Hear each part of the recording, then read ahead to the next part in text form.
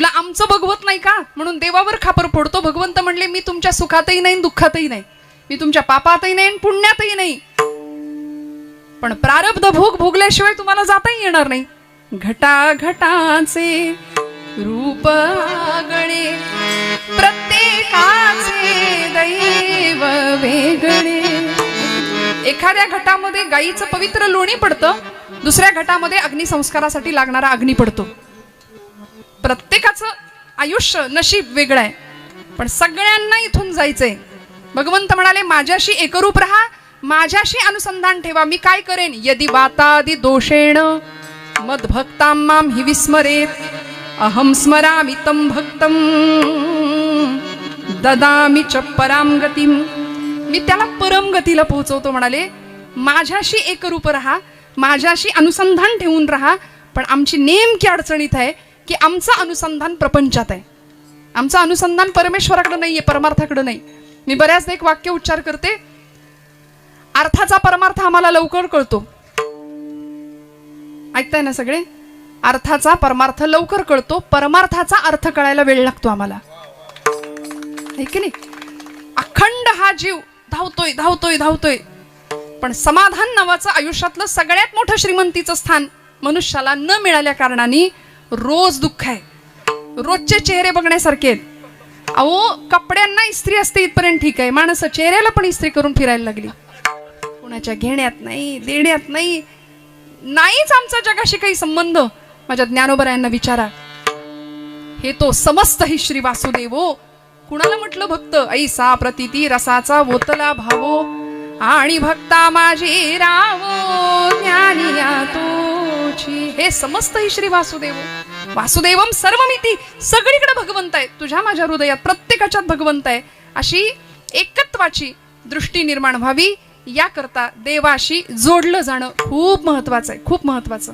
मग कसं जोडायचं, कसं जोडलं जायचं? म्हणून म्हटलं आम्ही प्रपंचात फार सुंदर रमतो, प्रपंचाच्या बंधनामध्ये स्वतःला अडकून घेण्यात खूप आनंद वाटतो, पण परमार्थ नाही आवडत. कोई तनदुखी, कोई धनदुखी, कोई मन दुखी, कोई तन दुखी, कोई धन भी न रहत उदास, थोडे थोडे सब दुखी, सुखी कोण आहे? सुखी हरी के दास. मग सुख प्राप्त झालेल्या संतांना विचारावं की सांगा ना, तुमच्या आयुष्यामध्ये इतकी प्रतिकूलता असताना सुद्धा तुमच्याकडे बघितल्यानंतर आम्हाला शांत वाटतं. संत विश्रांतीची विश्रांती, दासबोध.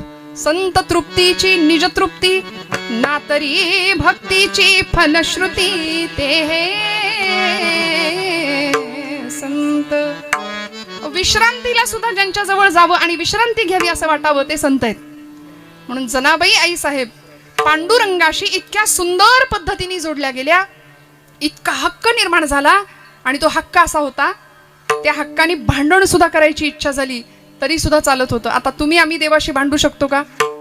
नाही, आपली ती ताकद नाही, आपला तो अधिकार नाही. पण जनाबाईंनी म्हणावं, अरे विट्या, अरे विट्या, मुळ मायेच्या कारट्या. हे जनाबाईंनीच म्हणावं, कारण अधिकार होता. जसा माझा प्रपंच आहे तसा तू आहे आपण म्हणतो, मग आपण लबाड आहे. हा माझा, तो माझा, तो माझा, तसा देवा तू पण माझा, ही लबाडी आहे. पण मेरे तो गिरीधर गोपाल, दुसरा न कोई, हे म्हणायला धाडस लागतं. आणि ते जनाबाईंकडं, मीराबाईंकडं होतं. म्हणून मग भक्तीच्या एका अत्युच्च अवस्थेला पोहोचलेली ही सगळी संत मांदियाळी. जनाबाईंनी काय करावं? पांडुरंग परमात्म्याला हाक मारली की देव यायचा. जनी मांडते दळण नाम ओठी घोळते. मस्त जात्यावर बसावं. नामदेवांच्या 14 लोकांचं घरचं, 14 लोकांचं दळण जनाबाईंनी दळावं सकाळी सकाळी पहाटे. पूर्वेच्या देवा तुझे सूर्यदेव नाव, उगवते सूर्यनारायणाला नमस्कार करावा आणि पहाटेच्या वेळी जात्यावर दळण दळायला बसावं. परवा माझ्या पुण्यातल्या एका मैत्रिणीने विचारलं, ते मुलगी होती लहान तिची, ती म्हणली ताई जात्यावर कसं बसायचं असतं? म्हटलं बाई जात्यावर नसतं बसायचं, त्याच्या शेजारी बसायचं, खुंट्याला हात लावायचा, गोड आवाजात खणखणीत ओवी म्हणायची. ती म्हटली माझ्याकडं, मला ओवी येते पण माझ्याकडे जातं नाही. म्हटलं मिक्सरवर म्हण. जात्याचं काम आता मिक्सर करतोय, मिक्सर लावायचा, ओवी ओवी म्हणायला जातच पाहिजे असं काही नियम नाहीये. जातं कुठं तानपुऱ्यासारखं वाजत होतं. बहिणाबाई जात्याला काय म्हणायच्या माहितीये? खानदेशातल्या अरे घरोट घरोट वाण्या बामणाचं जात.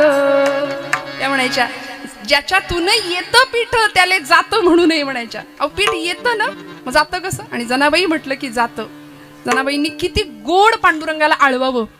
जनी मांडते दळण नाम ओठी घोळते भारी जड हे जाते तुझे या विना. आणि पांडुरंग यायचा. पांडुरंगा सख्या येणार रे बाबा म्हणून हाक मारावी.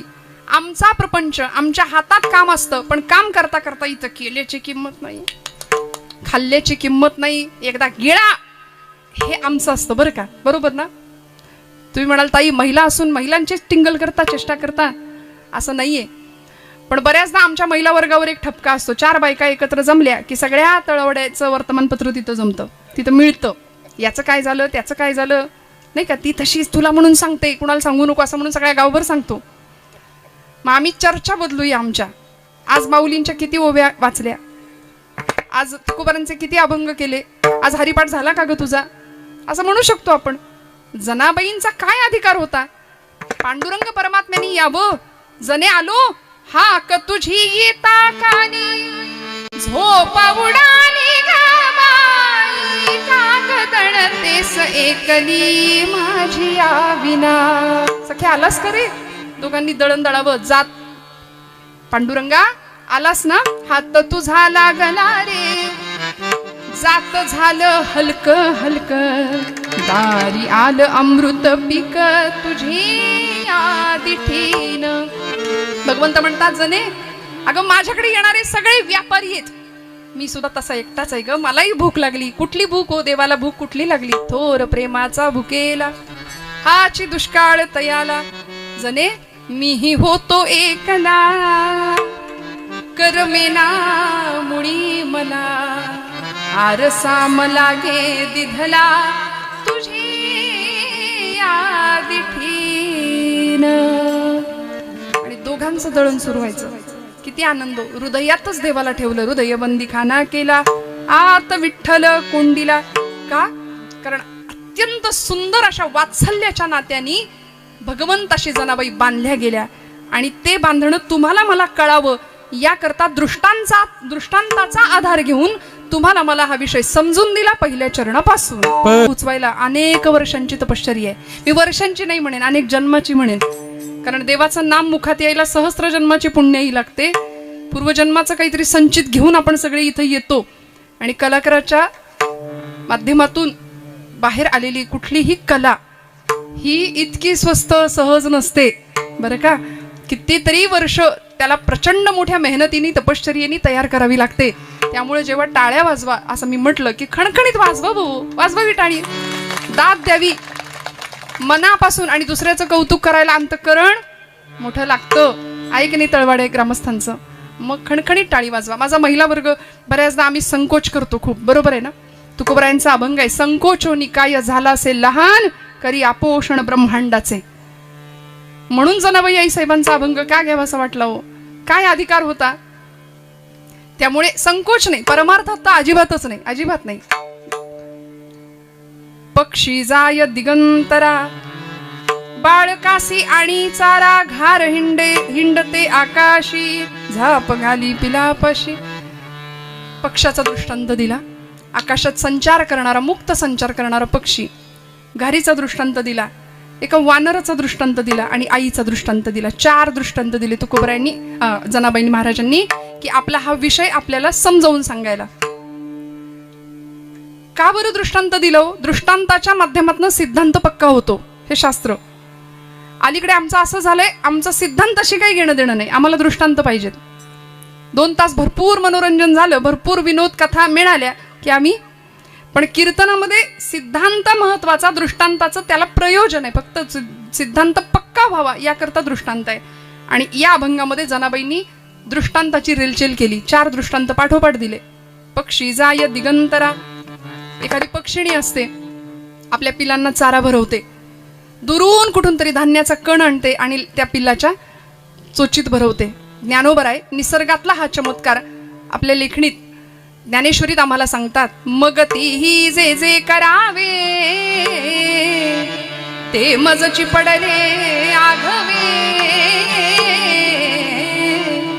जैसे अजात पक्षाचे निजीवे पक्षिणी जिये. खूप सुंदर दृष्टांत दिली. आपुली तहान भूक नेणे, तान्हया निकेते माऊली सच करणे, तैसे अनुसरले जे मज प्राणे, त्यांचे सर्व ही मी करी.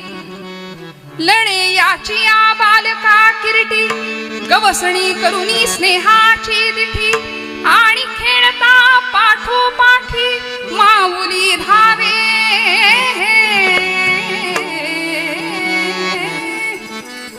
आई धावते लेकराच्या मागे मागे.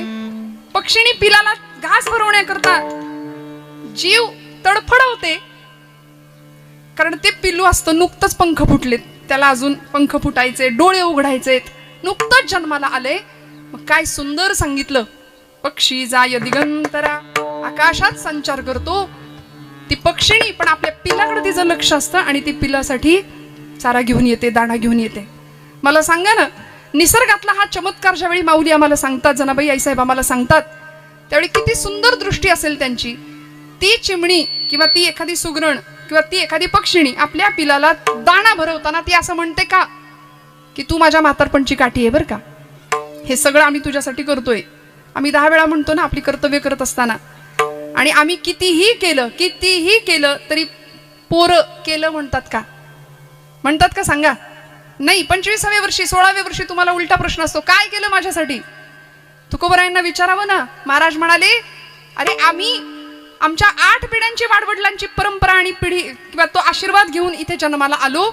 आमच्या वाडवडिलांनी आमच्यासाठी संपत्तीचा सातबारा नाही ठेवला, पण आमच्यासाठी आमच्या वाडवडिलांनी परमार्थाचा सातबारा ठेवला. माझ्या वडिलांची मिराशिगा देवा, तुझी चरणसेवा पांडुरंगा. मिरास हा शब्द संपत्ती, ॲसेट या शब्दाने वापरलाय. मग हे आम्हाला आमच्या वाडवडिलांनी दिलं. आमची लेकरं 25शीत आल्यानंतर आम्हाला विचारणार तुम्ही आमच्यासाठी काय केलं? कितीही करा. रक्ताचं काय करतो आपण?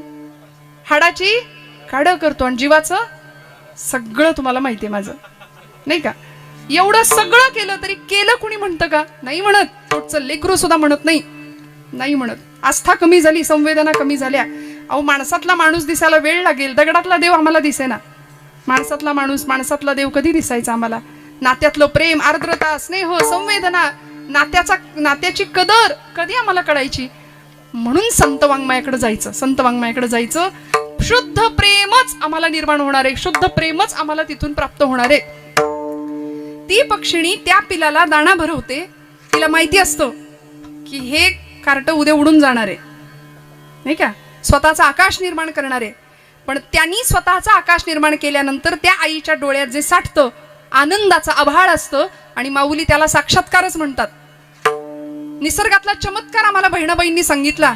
अरे खोप्या मंदी खोपा सुगरणीचा चांगला, अरे खोप्या मंदी खोपा सुगरणीचा चांगला, देखा पेलासाठी तिनं झोका झाडाने कांगला, देखा पेलासाठी तिनं झोका झाडाने कांगला.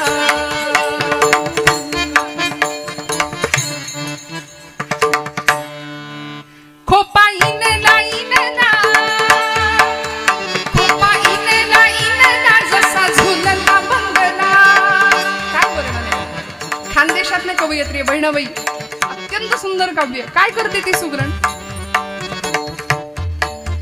खोपा इनला इनला, जसा झुलला बंगला, पाखराची कारागिरी जरा देख रे मानसा, देखा पिलासाठी तिनं झोका झाडाने कांगला, देखा पिलासाठी तिनं झोका झाडाने कांगला. तिची इवलिशीच चोच काय असतं त्या चिमणीकडं, काय असतं त्या पक्षिणीकडं? समाज माणसाला किती सुंदर प्रश्न विचारला बहिणाबाईंनी. ऐका, आज आम्हाला सगळं मिळतं, सगळं प्राप्त होतं, ते बॅकग्राऊंड म्युझिक. सिरियल आवडते ना लोकांना अलीकडे बघायला. तिची इवलिशीच चोच, आमच्याकडे सगळं आहे. आणि तरी कमावता कमावता हाव संपत नाही. यंदा घर बांधलं तरी 4 गज वरती आम्ही शिल्लक ठेवतो, पुढं मागं चढवू म्हणून. गुंठ्यावर थांबत नाही, एकर वाढायचे असतात आम्हाला. पहिला पै गाठी मारून सगळं सेव्हिंग तिकडं वाढ झाली पाहिजे, पण अध्यात्म वाढावं असं फार कमी जणांना वाटतं. काय म्हणाल्या, तिची इवलिशीच चोच, तिची इवलिशीच चोच, तेच दात तेच ओठ. माणसा काय सुंदर प्रश्न विचारला. तिची इवलिशीच चोच, तेच दात तेच ओठ. तुला दिलं रे देवानी 2 हात 10 बोट. अरे खोप्या मंदी खोपा सुगरणीचा चांगला, देखा पिलासाठी पिन झोका झाडाले टांगला. आईची काही अपेक्षा नाही लेकराकडून, बरं का, काही अपेक्षा नाही. जनाबाई सांगतात, ती आई, ती पक्षिणी जशी आपल्या लेकरासाठी फक्त चारा आणून देते. आम्ही म्हणतो ना, आमच्या लेकरांना सगळं मिळालं पाहिजे जे आम्हाला नाही मिळालं ते. आमच्या काळात आम्ही अनेक प्रतिकूलता झेलल्या. आम्हाला कधी एवढ्या लहान वयात बाईक मिळाली नाही, पण माझ्या लेकराला मिळाली पाहिजे म्हणून पोटाला चिमटा घालून एखादा बाप आपल्या लेकरासाठी अल्प वयातच त्याला बाईक घेऊन देईल, त्याला मोबाईल घेऊन देईल. सगळी सुख आम्ही त्यांच्या पायाशी देतो. पण खरं काय द्यायचं असतो, तो स्नेह जर जुळायचा असेल ना. स्वामी विवेकानंदांनी आपल्या वडिलांना विचारलं होतं, आईला विचारलं होतं, तुम्ही माझ्यासाठी काय केलं सांगा. त्यावेळी भुवनेश्वरी माता आईचं नाव होतं. सांगितलं, नरेंद्रा, आम्ही तुझ्यासाठी काय केलंय या प्रश्नाचं उत्तर जर मिळायचं असेल ना, तर आपल्या घरात मोठा आरसा आहे कपाटाचा, त्याच्यासमोर जाऊन उभा राहा, तुला प्रश्नाचं उत्तर मिळेल आम्ही तुझ्यासाठी काय केलंय. नरेंद्र 16 वर्षाचं वय होतं विवेकानंदांचं. आरशासमोर जाऊन उभे राहिले, डोळ्यातनं टचकन पाणी आलं आणि म्हणाले, मिळालं मला उत्तर. कारण एवढा प्रचंड सशक्त बलदंड देह, आरोग्य संपन्न शरीरयष्टी, देखणं रूप, स्वतःच्या कर्तृत्व शक्तीवर पूर्ण विश्वास, यापेक्षा आई वडिलांनी काय ठेवायचं असतं मागे सांगा. आज आम्ही सगळं करून ठेवतो, सगळं, आणि कशाचीच किंमत राहत नाही. मग कशाची किंमत राहत नाही. मग ही सगळी किंमत राहावी, तो बंध नात्याचा स्नेह अधिक जुळून यावा, याकरता या उदाहरणांकडे आम्हाला बघावं लागेल. आणि भगवंताशी सुद्धा आम्ही असंच जुळलं जावं, ही अपेक्षा जनाबाई महाराजांची आहे. म्हणून हा दृष्टांत दिला. पक्षी जाय दिगंतरा, बाळ कासी आणि चारा, घार हिंडते आकाशी. आईचं बाळावरती किती प्रेम असावं, किती प्रेम असावं. काय अपेक्षा काय आहे सांगा ना. बरं, ती कलियुगात म्हणजे आत्ताची आई असू दे, नाही तर पुराण काळातली आई असू दे, 350 वर्षापूर्वी 400 वर्षापूर्वी एक आई पाहिली महाराष्ट्राने. गडाचे सगळे दरवाजे बंद झालेले असताना आपलं लेकरू पाळण्यात झोपलंय आणि मला कुठल्याही परिस्थितीमध्ये त्या बाळापर्यंत पोहोचायचे. हा एक हृदयामधला धागा होता, प्रेमाचा, स्नेहाचा. कशाची पर्वा नाही केली. रात्रीच्या अंधकारात गडाचा दरवाजा बंद झाल्यानंतर सुद्धा पश्चिम कडा उतरते आणि बाळापर्यंत जाऊन पोहोचते. हिरकणी तिचं नाव. छत्रपती शिवाजी महाराज तिचं मातृत्व पाहतात आणि त्या गडालाच, त्या कड्यालाच हिरकणी कडा नाव देऊन देतात. त्या बुरुजाला हिरकणी बुरुज नाव देतात. हा इतिहास आहे या भूमीचा. एखादी आई, श्यामची आई, या भूमीत जन्माला येते.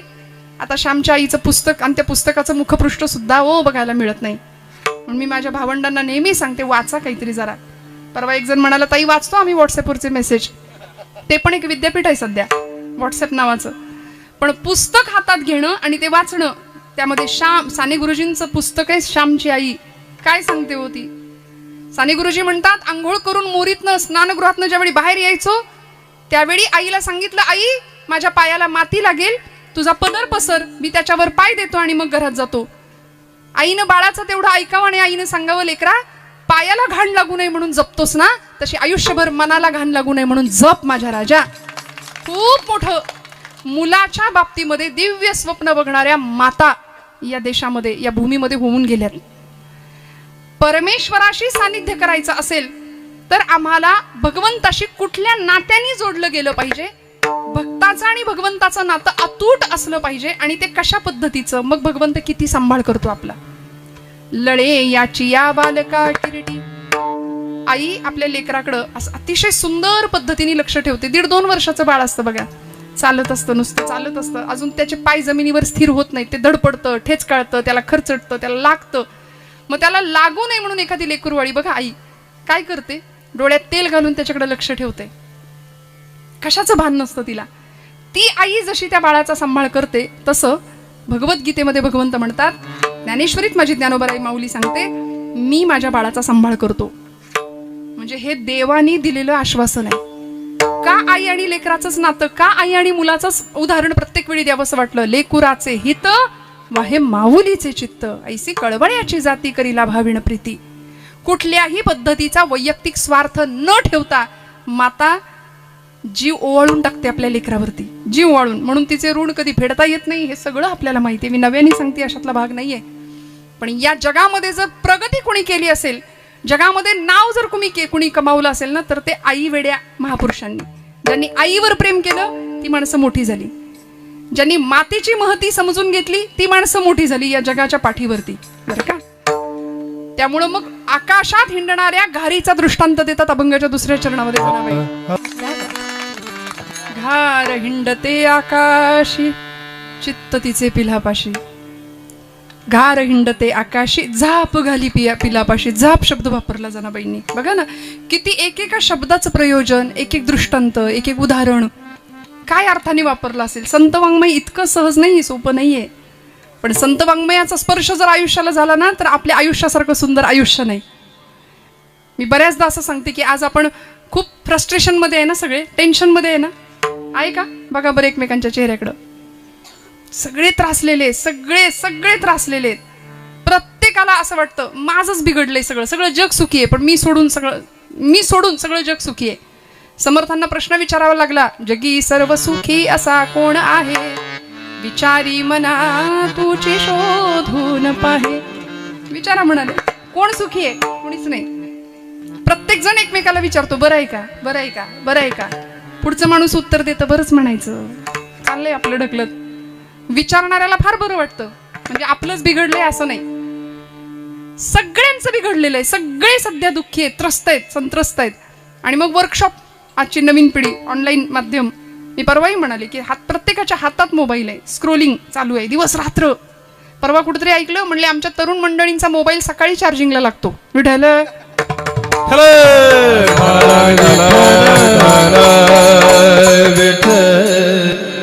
पटकन कळलं तर कळलं, नाही तर जाऊ सोडून द्यायचं.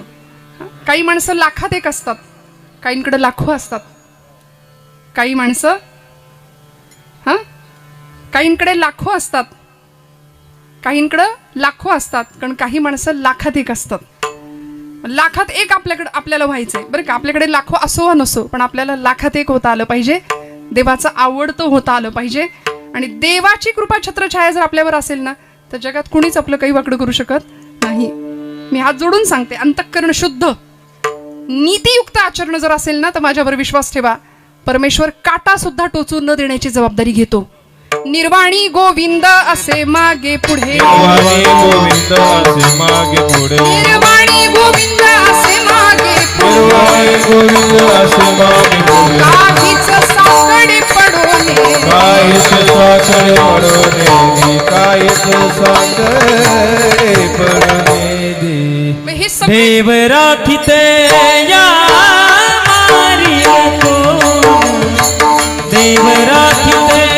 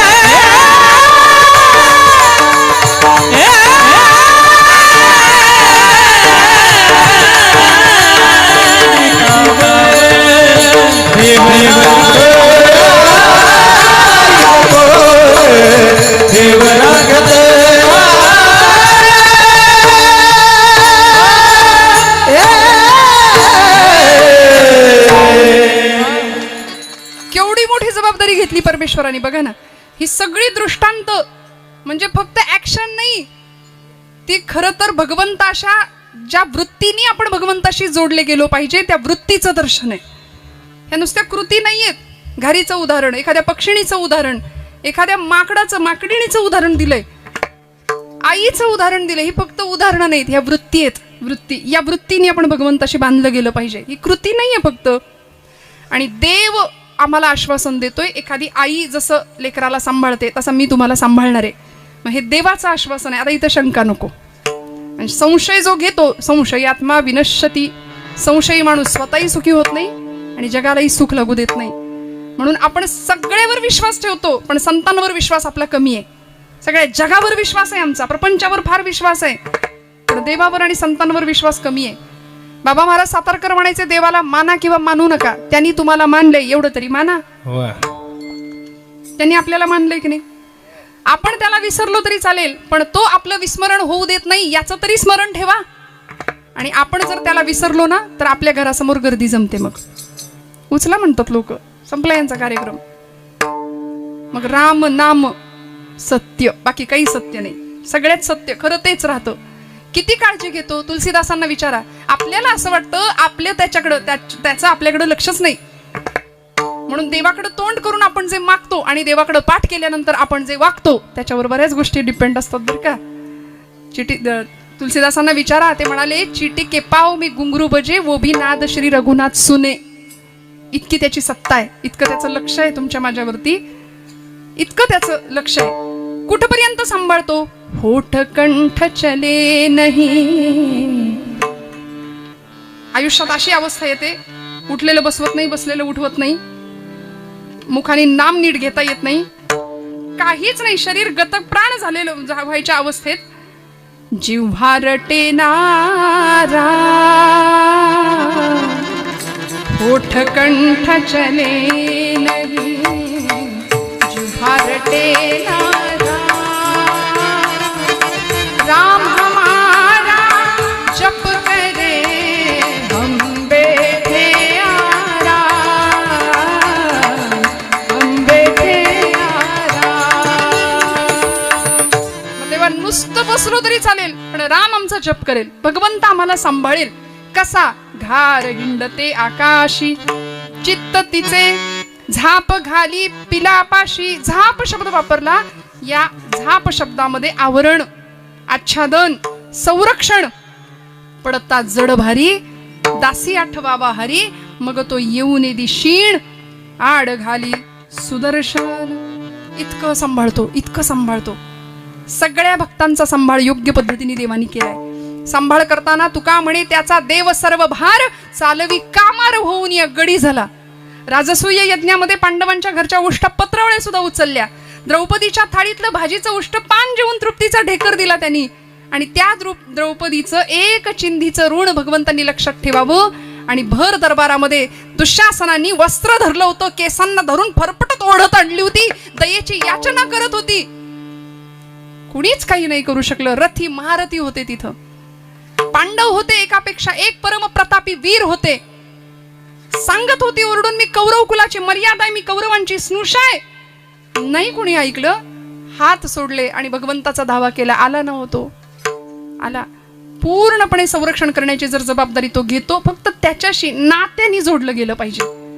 आईचं आणि लेकराचं जसं नातं आहे ना, तसं भगवंताला आम्हाला त्याच्याकडे आई म्हणून जाता आलं पाहिजे. संतांनी आई म्हणून धाव घेतली. धाव घाली आई आता पहाते सकाळी. आई म्हणून बघितलं. विठाई किठाई कृष्णाई. तो पांडुरंग विटेवर उभा आहे, कटेवर हात ठेवून, पण आई म्हणून पाहिलं. म्हणून तर तो विठू माझा लेकुरवाळा आहे. विठू माझा लेकुरवाळा, संगे गोपाळांचा मेळा. निवृत्ती हा खांद्यावरी, सोपानाचा हात धरी, पुढे चाले ज्ञानेश्वर, मागे मुक्ताई सुंदर. असा लेकुरवाळा माझा पांडुरंग आहे. आपल्याला आई म्हणून, आपल्याला लेकरू बनून जाता आलं पाहिजे. कसं जायचं? सकाळची वेळ आहे, एक सौभाग्यवती आहे, गृहलक्ष्मी आहे, सणाचा दिवस आहे, नैवेद्याचं काम करायचंय, सोहळ्यातला स्वयंपाक आहे, सगळा नैवेद्य करायचंय. म्हणून तिने सगळी तयारी केली आणि स्वयंपाकाला लागली. स्वयंपाकाची तयारी सुरू आहे 6 महिन्याचं लेकरू होतं तिचं बरं का. आणि ते पहाटेची वेळ उठल्याबरोबर, आता लेकरं अगदी लहान लहान आहे, त्यांना अनुभव आहे, ती बरोबर पहाटे उठून बसतात कामात, आहे की नाही. त्याला झोपवलं पाळण्यात आणि ती कामाला लागली. कामाला सुरुवात झाली, सोहळ्यातला स्वयंपाक सुरू झाला. आता इकडे तिकडे हात नको लागायला, छान स्वयंपाक व्यवस्थित होऊ दे म्हणून स्वयंपाक सुरू झाला. आणि 15व्या मिनिटाला ते कार्ट रडायला लागलं. ते आईनं तसंच ते बाळ रडत ठेवलं. तिचं काम चालू झालं. शेजारीण आली, सख्खी होती म्हणून आली, आणि तिने पटकन विचारलं, बाई ग तुझं लेकरू कधीच रडतंय, त्याला घे तरी. ती म्हणाली, अगं घेतलं असतं, पण म्हणाली आता मी सोहळ्यात आहे, आता माझा स्वयंपाक सुरू झालाय, आता थोडा वेळ रडेल, झोपेल, जाऊ दे. ती म्हणाली मी तुझी समस्या सोडवते. त्या बाळाला घेतलं तिने, त्याच्या अंगावरचे सगळे कपडे काढले, खऱ्या अर्थी त्याला सोहळा केला. त्याच्या अंगावरची सगळी वस्त्र काढली आणि आपल्या आईकडे त्याला दिलं. आईनं त्याला पटकन उचलून घेतलं, पटापट मुके घेतले. दृष्टांत संपला. मला सांगायचं एवढंच की आपल्यालाही त्या जगाच्या आईने उचलून घ्यावं असं वाटत असेल तर आपल्याही अंगावरती अनेक मोहाचे, मायेचे, अहंकाराचे, वासनांचे अनेक पट म्हणजे वस्त्र चढवलेली आहेत. ती एकदा उतरवली की ती जगाची आई आपल्याला उचलून घेतल्याशिवाय राहणार नाही. घार हिंडते आकाशी, तिचं चित्त फक्त तुमच्या माझ्याकडे आहे. आणि हे विसरतो ना आम्ही, म्हणून आम्ही दुःखाच्या सागरात अडकतो.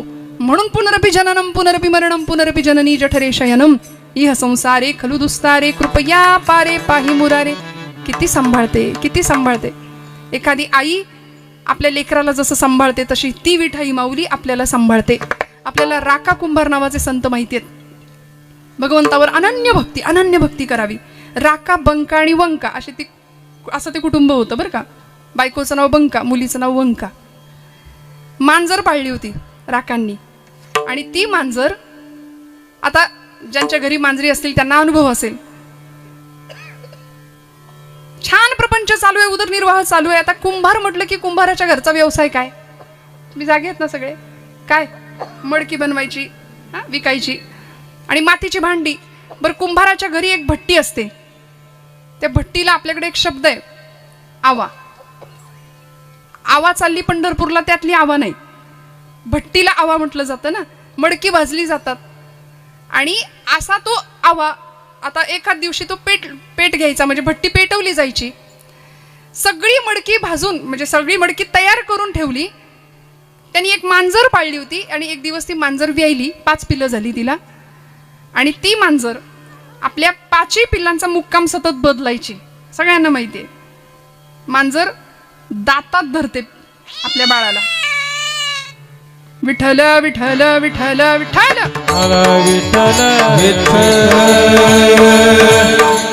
माझा दृष्टांत हृदयात पोहोचू दे, इथं विनोद नाही मला अजिबात करायचा. विठ्ठल विठ्ठल.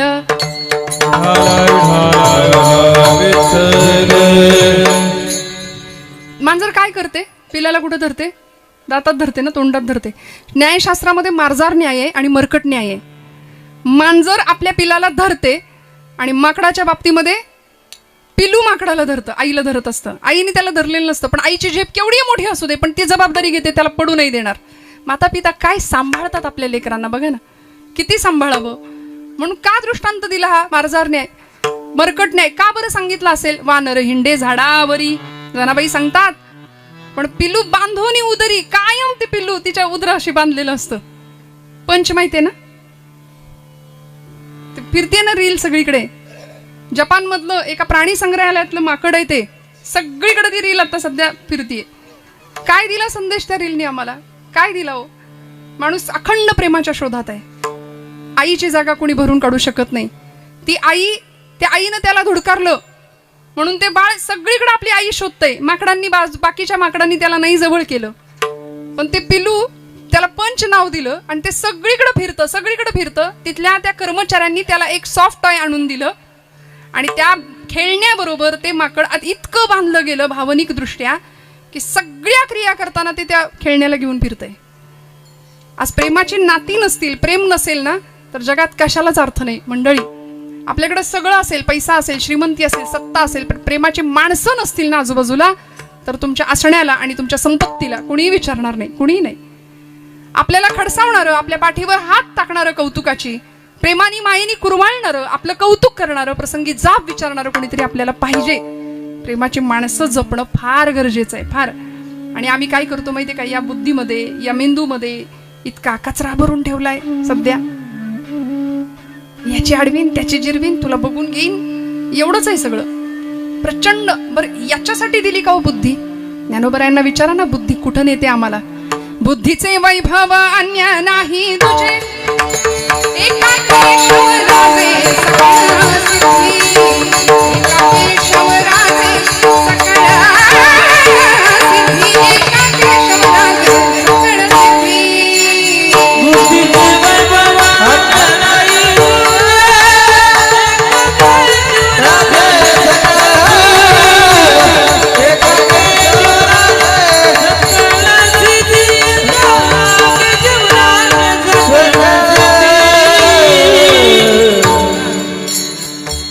बुद्धी आम्हाला भगवंतापर्यंत घेऊन जाते. म्हणून बुद्धी शरण जाणारी असली पाहिजे बरं का. जी शरण जाते तीच देवाकडे घेऊन जाते. त्या मांजरीनं पिल्लांना जन्म दिला, 5 पिल्लं तिची, तिनं त्यांचा मुक्काम बदलावा आणि ओलं एक कच्चं मडकं ठेवलं होतं, त्या मडक्यात तिने त्या पिल्लांना आणून ठेवलं होतं एका मडक्यात. परिणाम काय झाला? आता कच्ची मडकी आहेत, ओली आहेत, 5ही पिल्लं एका मडक्यात आणून ठेवली आणि ती मांजर गेली गावात. आता तो नेमका भट्टी पेटवायचा दिवस होता. भट्टी पेटली, एक एक एक एक ओलं कच्चं मडकं भट्टीत जायला सुरुवात झाली. सगळी मडकी भट्टीत गेली. ज्या मडक्यामध्ये ही 5 पिलं होती तेही मडकं त्या भट्टीत गेलं.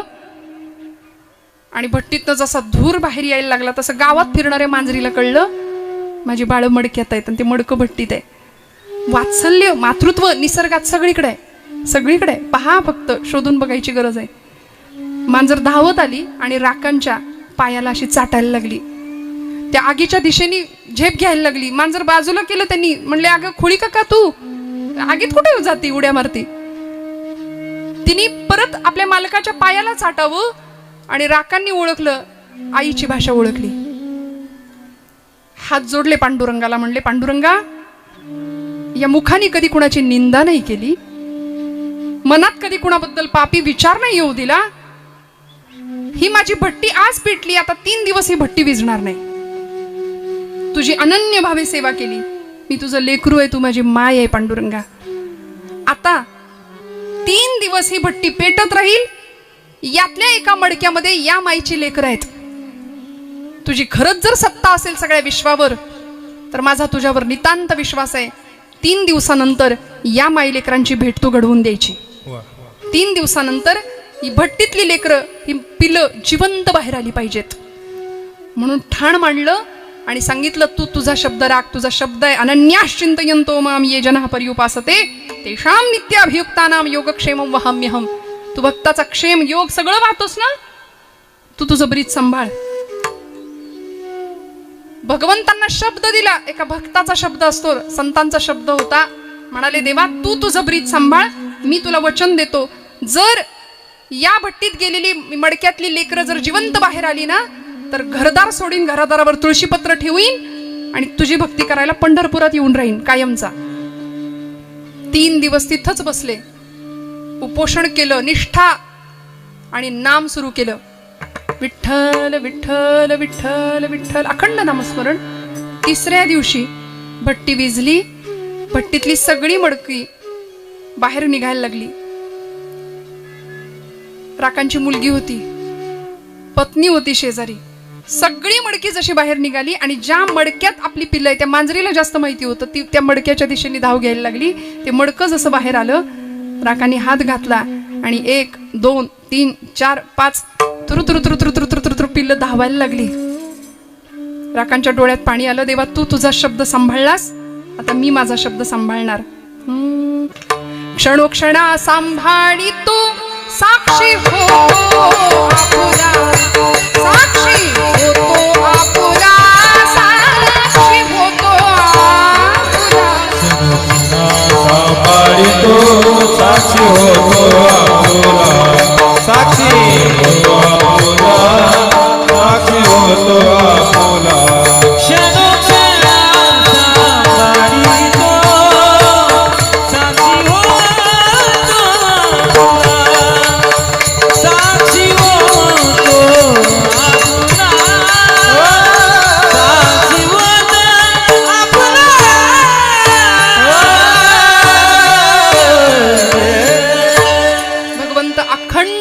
सांभाळतो, तो साक्षी भावाने आपल्याकडे पाहतोय, फक्त आपलं त्याच्याकडे लक्ष नाही, हा विषय वेगळा आहे. आपण आई म्हणून किंवा लेकरू म्हणून त्याच्याकडे धाव घेत नाही.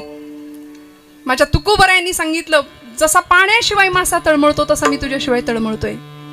भेटी लागे जीवा लागलीसे आस, कन्या सासुऱ्याशी जाये मागे परतोनी पाहे.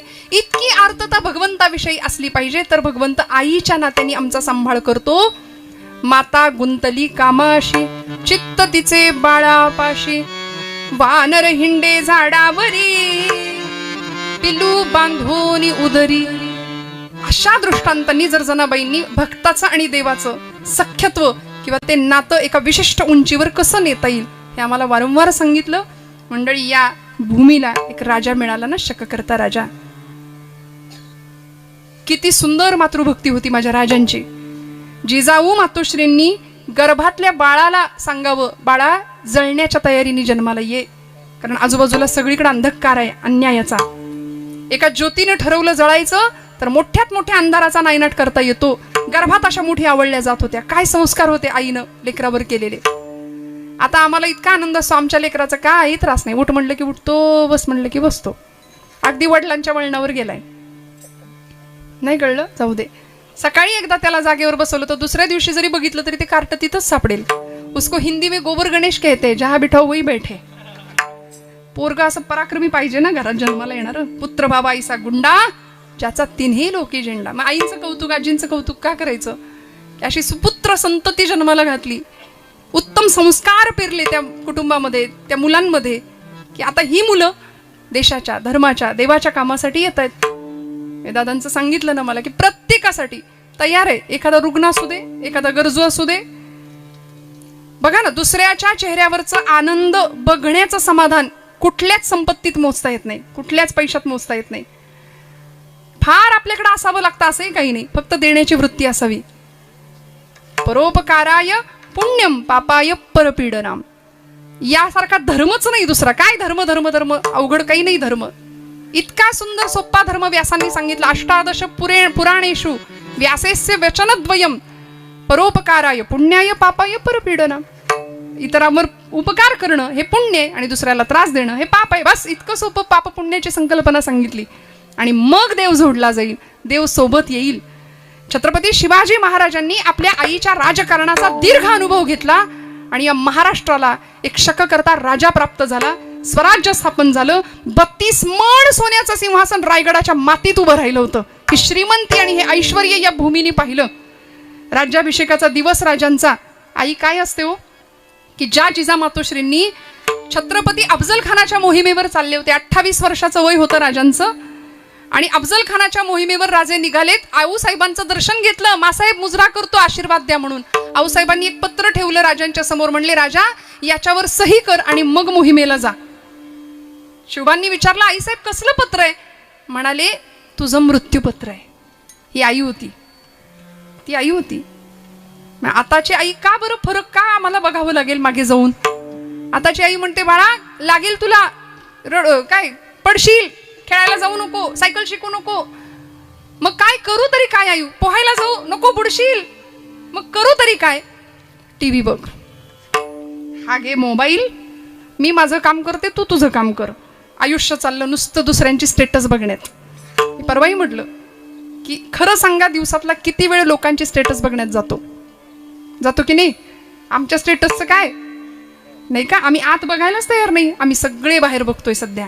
स्वतःचा श्वास कोणी ऐकायला तयार नाही. मुरारी बापू म्हणतात, कभी खुद को फोन लगा के देखा है, एंगेज टोन सुनाई देगी म्हणले. लावलंय आता, लावू नका, नंतर बघा, प्रयत्न करा. आपलाच मोबाईल घ्यायचा, आपलाच नंबर त्याच्यावर डायल करायचा. अभी इस समय सभी लाईन व्यस्त है. आम्ही इतके व्यस्त आहे की आम्हाला आमची माणसं दिसत नाही. आम्हाला प्रचंड आम्ही वखवक करतोय आधुनिक सुखाच्या साधनांनी. सकाळी उठल्यापासून रात्री झोपेपर्यंत अखंड हा जीव धावतोय. कधी धाव कमी होणार हो ही?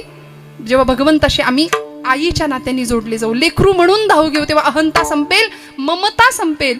जेव्हा राखा, ते म्हणाले, देवा तू तुझा शब्द राखलास, आता माझी पाळी आहे, मी माझा शब्द राखेन.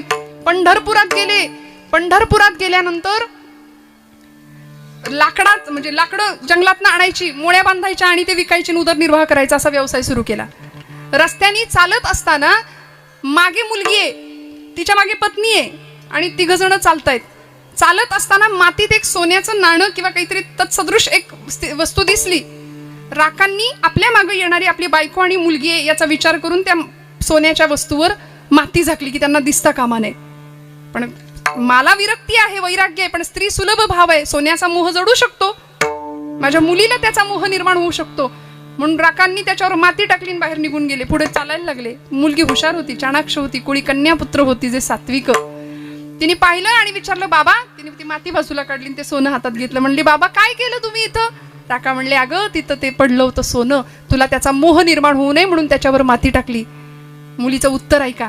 ती म्हणाली बाबा ही माती आणि हे सोनं दोन्ही हातात घेतलं, दिलं भिरकावून. दोन्ही आम्हाला एकसारखं आहे. तुमचे येर वित्त धन आम्हा मृत्तिके समान. सगळंच सारखं आहे माझ्यासाठी. बाबा या सोन्याचा मोह मला जडेल म्हणून तुम्ही माती झाकली त्याच्यावर. पण मला सांगा अशी किती सोन्याची नाणी टाकली म्हणजे भट्टीत गेलेली मांजरीची पिल्लं जिवंत बाहेर येतात? म्हणजे याच्याही पेक्षा माझा बाप कितीतरी श्रीमंत आहे, ज्याचं विठ्ठल ऐकतो. एवढी श्रीमंती जर माझ्याकडे आहे तर मी याचा मोह का धरू? हे संस्कार.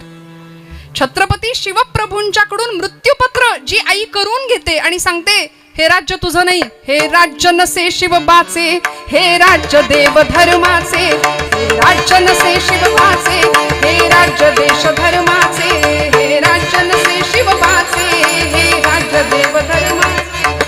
हे देव धर्माचं स्वराज्य आहे, हे तू निर्माण केलेलं, तुझ्यासाठी नाही. हे गोब्राह्मणांचं स्वराज्य आहे, हे देश धर्माचं स्वराज्य आहे. इथल्या रयतेच्या भाजीच्या देठाला सुद्धा हात लागता कामा नये. हा संस्कार आहे या रयतेचा. राजा हा उपभोग शून्य स्वामी आहे इथला. आपल्याकडे कसं आहे, उपभोग नाही तर राजा नाही. राजा आहे म्हटल्यानंतर उपभोग आहेच आहे. म्हणून राजांकडे का बघायचं? श्रीमंत योगी का म्हटलं असेल हो त्यांना समर्थांनी? योगी कधी श्रीमंत नसतो आणि श्रीमंत कधी योगी नसतो. पण हा एकमेव या मातीत जन्माला आलेला राजा होता जो श्रीमंत योगी होता. एका क्षणात सद्गुरूंच्या झोळीत राज्य देऊन टाकलं. शेकडो गडकोटांचं राज्य कमावलं होतं माझ्या राजांनी, शेकडो. पण तुकोबरायांना असं देऊन टाकलं. तुकोबराय म्हणतात आम्ही तेडे सुखी म्हणा विठ्ठल विठ्ठल मुखी, आम्हाला काही नको, तुमचे येरवित्त धन आम्हा मृत्तिके समान. आणि हा आदर्श, हा संस्कार मृत्यूपत्रावर सही करून घेणारी माता प्रसंगी किती कठोर असेल. तू वाटेल तसा वाग, वाटेल तसं कर, असं नाही. कुठंही कॉम्प्रोमाइज नाही केली. प्रचंड शिस्त, प्रचंड तडजोड. म्हणून मी मगाशी म्हटलं आज आपल्याला, आम्ही कसं असतं, आम्हाला मिळालं नाही, आमच्या लेकरांना मिळालं पाहिजे म्हणून आम्ही त्याची पात्रता निर्माण होण्याच्या आधी सगळं त्याला देतो. मग त्याची किंमत राहत नाही. जिजाऊ मातोश्रींनी कृतार्थ शेवट अनुभवला जीवनाचा. आपल्या लेकराला इतकं सुंदर घडवलं आणि 32 मण सोन्याच्या सिंहासनावर प्रतिष्ठित झालेलं पाहिलं. डोळे भरून पाचाडच्या वाड्यावर आऊसाहेब होत्या. राजे दर्शनाला गेले, नमस्कार केला आऊसाहेबांना, खांद्याला धरलं राजाच्या आणि आऊसाहेबांनी सांगावं शिवबा आजच्या दिवशी तुम्हाला काहीतरी मागू का? 72 वर्षाचं वय आहे आऊसाहेबांचं. आजच्या दिवशी तुम्हाला काहीतरी मागू का? राजे म्हणाले आऊसाहेब हो जरूर मागा. काय देऊ मी तुम्हाला? माझं काळीच काढून देऊ आऊसाहेब, सांगा ना काय देऊ? आऊसाहेब म्हणाले राजा माझ्या पुनर्जन्मावर विश्वास आहे, मी हिंदू धर्मशास्त्र मानते, माझा पुनर्जन्मावर विश्वास आहे. मला जर पुढचा जन्म आई म्हणून मिळाला तर माझ्या पोटी जन्माला याल का? पुन्हा एकदा माझ्या पोटी तुम्ही जन्माला याल का? प्रेम स्वरूप आई वात्सल्य सिंधू आई. माधव जुलियन नावाचे मराठीतले कवी आहेत. बोलावू मी तुला या कोणत्या उपायी, प्रेम स्वरूप आई वात्सल्य सिंधू आई, प्रेम स्वरूप आई वात्सल्य सिंधू आई, प्रेम स्वरूप आई वात्सल्य सिंधू आई.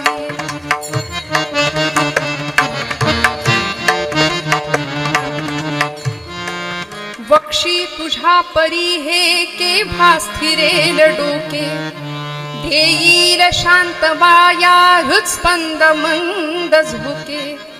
घे जन्म तू फिरोनी येईन मी पोटी, घे जन्म तू फिरोनी येईन मी पोटी. खोटी ठरोन देवा ही आस एक मोठी, प्रेम स्वरूप आई वात्सल्य सिंधू आई. म्हणून प्रत्येकाने आपल्या आईच्या साठी, वडिलांच्या साठी थोडा वेळ देणं, तुमच्या माझ्या धकाधकीच्या आयुष्यातनं माता पित्यांचा सन्मान करणं हे खूप महत्वाचं आहे. कैलास महाराज तुमचं गाणं ऐकायचं इथल्या मंडळींना. आज गायाळ पक्षिणी म्हणा.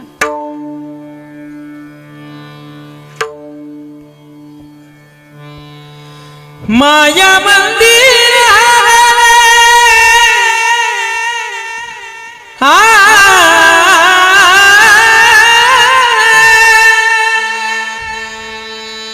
माया मंदिर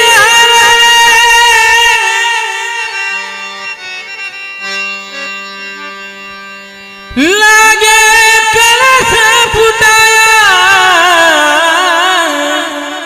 आज घायाळ पक्षीने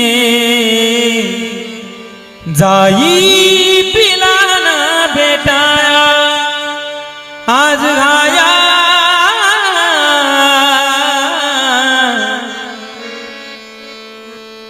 आज घायाळ पक्षीने जाई पिलाना बेटाया. वा वा टाळी वाजवतो. काय असतं बघा ना, परमेश्वराने दिलेला प्रसाद. मंगेश दादाची खूप इच्छा होती, मला आधीच सांगितलं होतं, दादा महाराज ताई महाराजांकडून ते गाणं फक्त आम्हाला ऐकायचं आहे. मुळात आई हा विषय इतका संवेदनशील आहे. हां, प्रत्येकाच्या हृदयातला हळवा कोपरा आहे आणि या आवाजातनं असं काहीतरी येतं.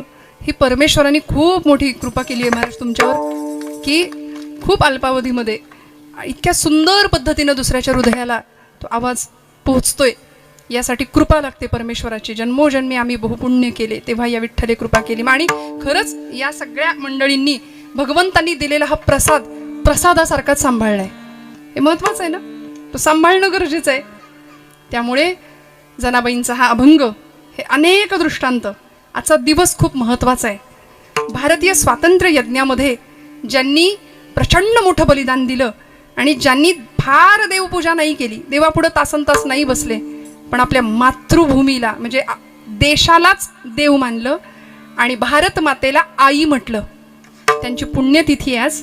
वैनतेय स्वातंत्र्यवीर विनायक दामोदर सावरकर लंडनला गेले, शस्त्रास्त्र निर्मिती केली, ब्रायटनच्या समुद्र किनाऱ्यावर बसले आणि आपल्या आईची आठवण आली. नेमजसीने परत मातृभूमीला सागरा प्राण तळमळला तळमळला सागरा. नेमजसीने परत मातृभूमीला सागरा प्राण तळमळला तळमळला सागरा. भूमातेच्या चरणतला तुझ तूता मी नित्य पाहिला होता. मज बदलासी अन्य देशी चलसावू. सृष्टीची विविधता पाहू तै जननी हृद विरह शंकितची झाले. परी तुवा वचन तिजरी धले मार्गज्ञस्वयी नीच पृष्ठिवाहीन. परी तुवा परत आणीन विश्वसलो या तव वचने मी जगदानुभवयो वे बनुनी तवाधिक शाक्त उद्धरणी मी. येईल थरे कथुरी सोडिले तिजला सागरा प्राण तळमळला तळमळला सागरा सागरा.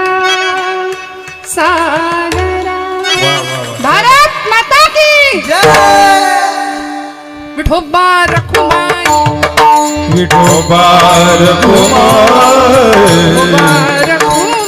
विठोबा रखुमाई विठोबा रखुमाई विठोबा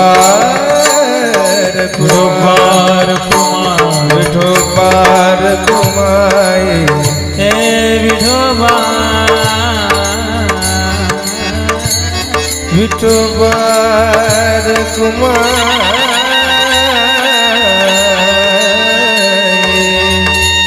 विठोबा रखुमाई विठोबा रखुमाई हरे विठोबा रखुमाई विठोबा रखुमाई विठोबा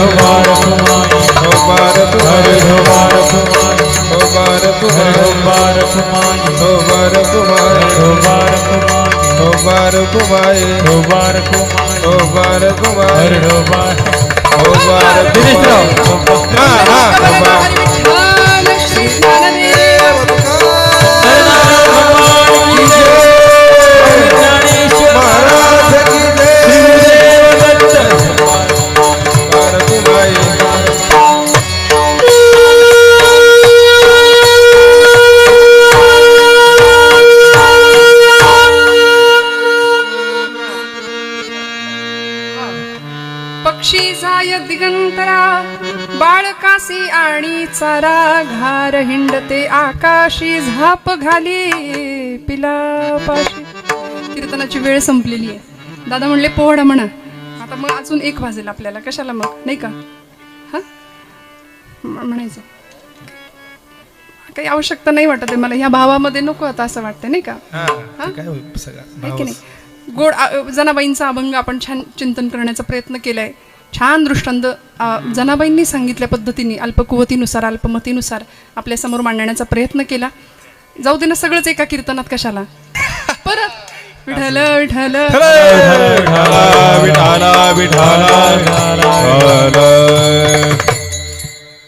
गोड ही मंडळी आज साथीसाठी लाभली आहेत.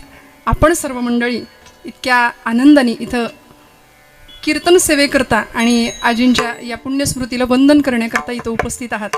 मी खरं सांगते मंडळी, आयुष्यातलं सगळ्यात मोठं कटू असलेलं सत्य आहे मृत्यू. प्रत्येकाला इथून जायचं आहे ना, प्रत्येकाला जायचं आहे.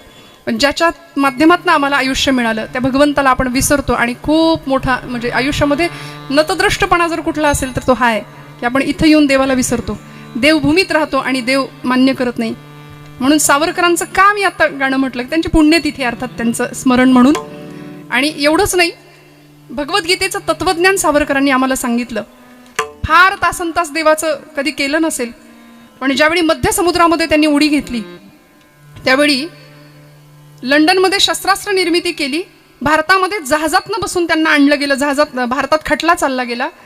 भारतामध्ये इंग्रजांनी त्यांना शिक्षा सुनावली 50 वर्ष अंदमानची काळ्या कोठडी. 25व्या वर्षी शिक्षा झाली आणि म्हणाले आता 80व्या वर्षी, तुमच्या वयाच्या 80व्या वर्षी तुम्हाला सोडू बरं का. तेव्हा सावरकर ठासून त्या जजला त्यांनी विचारलं होतं की are you sure that Britishers will rule India up to 1960. म्हणजे 1960 सालाला तुम्हाला सोडू आम्ही, तोपर्यंत तुम्ही तिकडे राहा काळ्या कोठडी. सावरकर म्हणाले तुम्हाला याची खात्री आहे का की तुम्ही आमच्या देशात 1960 सालापर्यंत राहाल? तुम्हाला खात्री आहे? आणि 1947ला इंग्रजांना जावं लागलं. प्रत्येक क्रांतिकारकांनी, प्रत्येक वीरांनी दिलेलं इथलं बलिदान अजिबात वाया नाही गेलं. सावरकरांनी जहाजात उडी टाकली होती. इंग्रजांच्या बंदुका होत्या मागे रोखलेल्या, पण ती उडी टाकल्यानंतर तिकडे अर्थात ते पकडले गेले, कैद झाली, खटला चालला, सगळं झालं. पण कोर्टामध्ये जजनी विचारलं होतं, तुम्हाला भीती नाही वाटली? पोलिसांनी विचारलं होतं, तुम्हाला भीती नाही वाटली? मध्य समुद्रात उडी टाकली. सावरकर म्हणाले होते, आज तुम्ही पुण्यात आलात ना, तर डेक्कनच्या चौकामध्ये पुण्यामध्ये सावरकरांचं स्मारक आहे, जिथं परदेशी कपड्यांची होळी त्यांनी केली. आता पुणेकर आम्ही, माऊली म्हणलेत पुण्याची गणना कोण करी. हा, पुण्याची नाही, पुण्याची गणना कोण करी. पण आमची खासियत नको का आम्हाला सांगायला?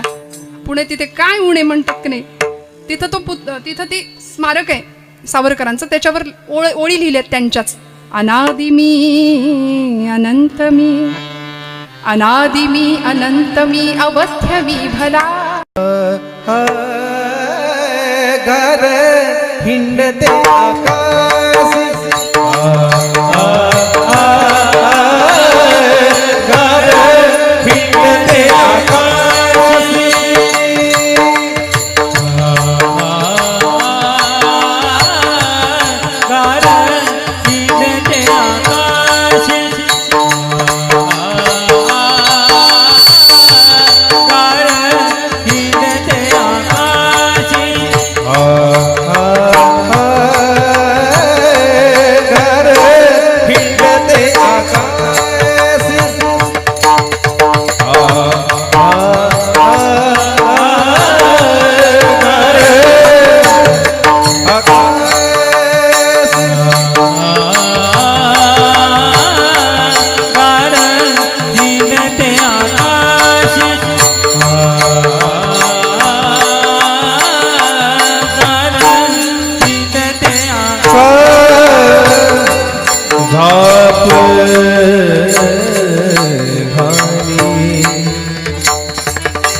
पिल्ला पाशी चित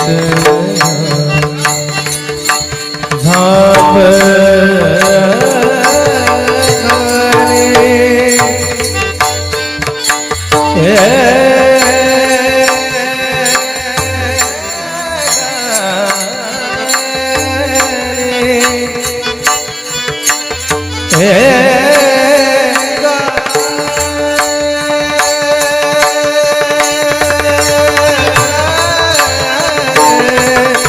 Hey